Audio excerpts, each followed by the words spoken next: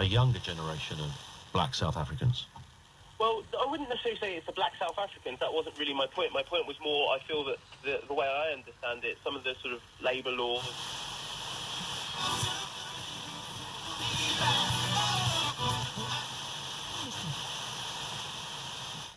Their insurrection against conventions, both moral and aesthetic, has a higher cost for some of them than others.